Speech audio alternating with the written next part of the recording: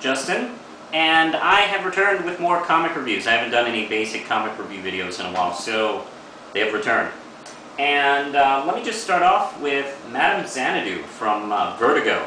I've been reading this series. This is what, issue 10 now, and the first story arc is officially finished. It's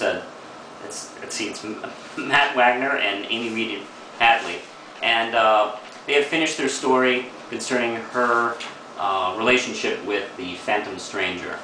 And Satana's dad, Zatar, is partly involved here. This last issue takes place in the early, well, actually late 30s, just before the coming of the superheroes. As a matter of fact, this issue reveals that Madame Xanadu played a part in the coming of the Spectre. It's a pretty good issue. I really enjoyed this series. Actually, this is the whole, this is the end of the story arc, so I really enjoyed the story a lot. The art is really fresh and enjoyable. This is the first time I think Amy Reed Hadley has been in the mainstream comics, and she's really knocked it out. Really beautiful work, as well as great work from Matt Wagner as usual. And I give this issue 5 RAM chips, and the whole storyline 5 RAM chips as well. This is a terrific series. If you're looking for a new Vertigo book, this is a good series to jump into. And while I'm talking about Madame Xanadu, Amy Reed Hadley is going to be taking a 4 or 5 issue break, and in her place is going to be this artist,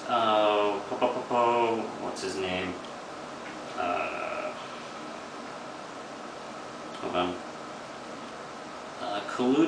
Kaluta? MK Kaluta?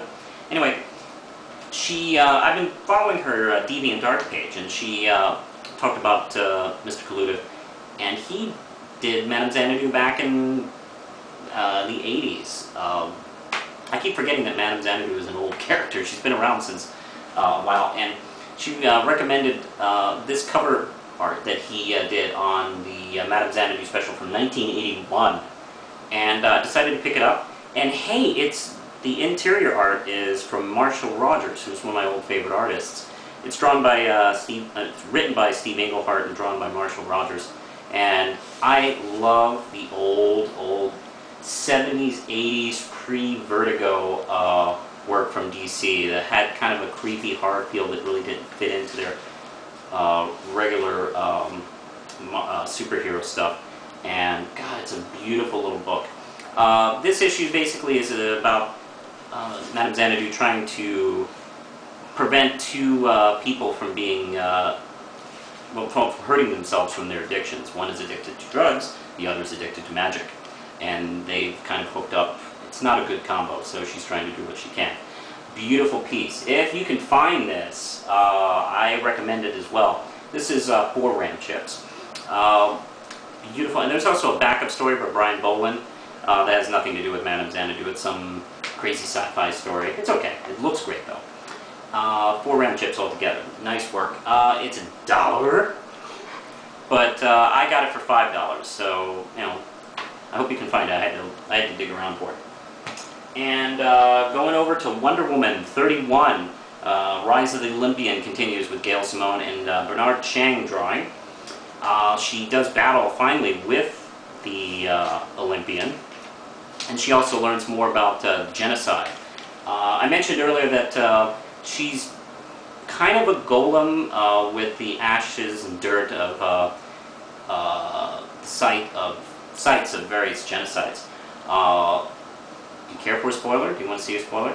Also, the rest of her body is Wonder Woman's own dead body from the future. That's why she can control the magic lasso. She's pretty formidable. And she's also got this Olympian guy trying to take over. Meanwhile, Ares is hooking up with one of the Amazons who tried to kill her in a previous issue. So, lots of shit's going on. It's pretty great. If you're not reading Wonder Woman, if you've taken a break from Wonder Woman, you really should get back right now.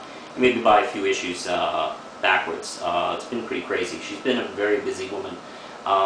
Issue 31, I also give this 5 RAM chips. It's been a great series. Meanwhile, over in the Bat universe, the Network one-shot. Barbara Gordon takes her Birds of Prey kind of shtick to a larger team. God, who is in this team? I mean, God, Black Canary, Huntress, Batgirl, Manhunter, Knight and Squire, Wildcat, Misfit, Lady Blackhawk, Man-Bat, Spoiler, Grace, El Gacho, the Ragman. There's a lot of people working for it. They're all trying to get shit together while Gotham's tearing apart, and while the big boys are fighting over a mask and the right to call themselves Batman. So she is trying to take down Dr. Hugo Strain's operation, which is a ghastly kind of betting pool on various crimes. Terrific work.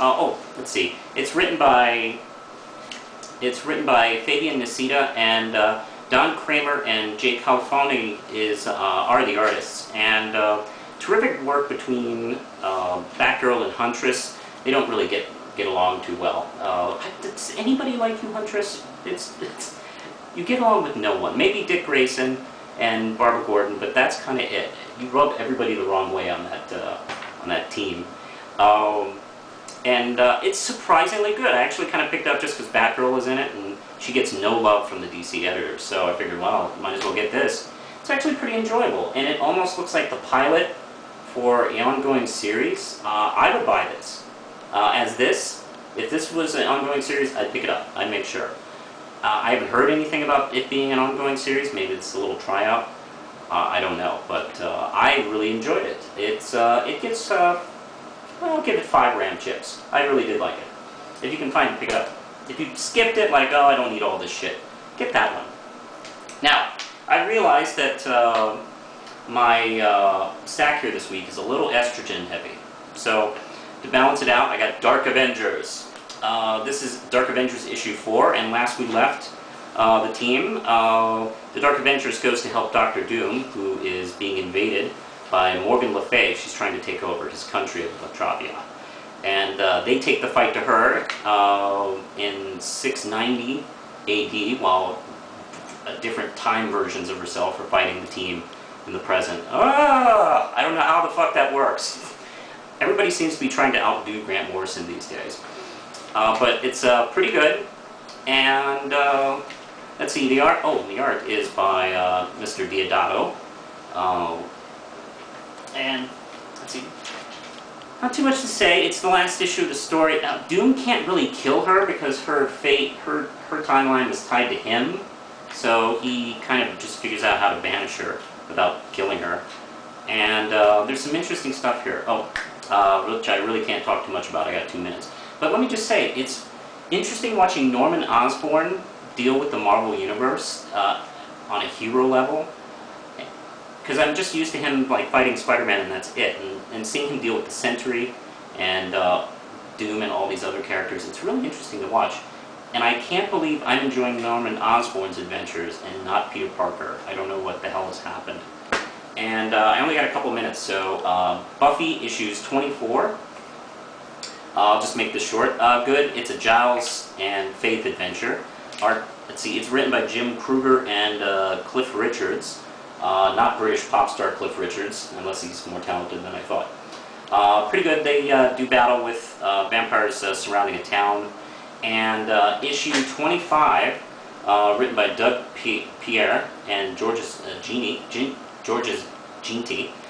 We finally get to figure out what the fuck's been transforming Dawn up and down for the last 25 issues actually. And in this issue, she's gone missing and she turning into a doll. And she looks kind of cute that way actually. But the story is actually really good. It actually could have gone maybe a couple parts actually. There's a lot of story to cover concerning how she broke the heart of this creature. And he punished her by transforming her into several different kinds of creatures. Anyway, it's lots of fun. Art's really clear and good. I enjoyed this too. 5 RAM chips. Anyway, I gotta go, and there's going to be another Ask the Real Manos video soon. So until next time, push the button, Lindsay.